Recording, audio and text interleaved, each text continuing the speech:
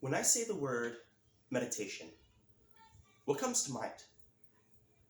Does the sound ring through your head? What about the word worship? What picture does that word paint? Do people singing out and washing imaginary windows come to mind? Today, I'd like to show you that meditation and worship are actually so much more than just humming or singing. Worship is active, and meditation is filling one's mind with something of worth, not emptying it. I'm going to take us all on a journey to discover the deeper meaning of worship and meditation in the lives of believers. And then I will show you that it is our duty to do these things in response to what Christ has done for us. Worship is an active response to what Jesus Christ has done for us. I've broken worship up into 3 different categories. First of all, worship is a mindset. We as believers have this mindset because of Jesus. And you can cultivate this mindset by choosing to remember what Christ has done for you. Second, worship is an attitude. We as believers have this attitude for Jesus. We can have this attitude by allowing our appreciation for what he has done in our lives to flavor our actions each day. And third, worship is an action. We as believers act this out to Jesus. John 14:23 says, Jesus answered and said unto him, if a man love me, he will keep my words. 1 John 4:19 says, we love him because he first loved us. We as believers, we should be following his words in response to what he has done for us. We follow him because he loves us. So every time you do something in your life that expresses your love for Christ, what you're doing right there, that is worship. Now that we've seen worship as an active mindset, attitude, and action, we can take a similar approach to exploring meditation. Meditation actually comes from the Latin word meditare, which means to ponder or to study. The National Institution of Health says that there are many types of meditation, but most have 4 elements in common.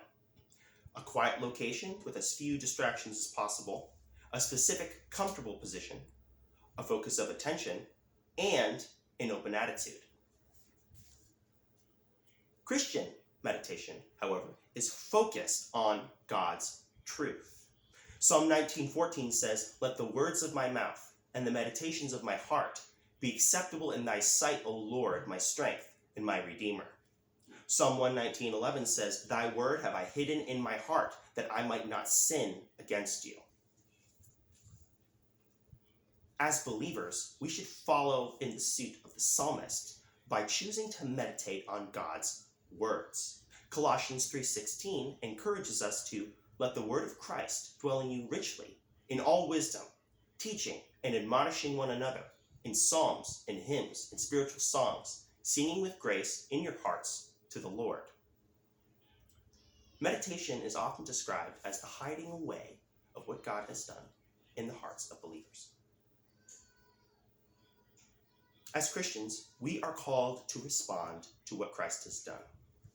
We're called to respond in 3 ways. We've covered 2 already. First, we are to respond in worship. Isaiah 12:5 says, sing unto the Lord, for he hath done excellent things. We sing unto God because we love him, and that is worship. Second, we are called to respond in meditation. Remember when I referenced Colossians 3:16, right? We are to let the word of Christ dwell within us richly, and we are to sing to one another as well as unto ourselves with songs and hymns and spiritual songs, with grace in our hearts. And lastly, we are called to respond in our calling, in our own life. Romans 12:1 says, I beseech you therefore, brethren, by the mercies of God, that ye present your bodies a living sacrifice, holy, acceptable to God, which is your reasonable service. Pastor Scott Applegate reflects on this when he says, your calling is the unique way that God has wired you and wants you to express your purpose of loving him and others through your life, regardless of where or what your occupation is. In conclusion, meditation, worship, and the pursuit of your calling are the responsibilities of God's people. Today, I walked us through the meaning of the words worship and meditation, and we explored the real implications of the terms. We saw that Scripture calls us to worship in response to what God has done, to meditate on his words, and to actively live as a living sacrifice for our God, Jesus Christ. So how can you better worship and meditate today? Well, this is a great place to start. Thank you.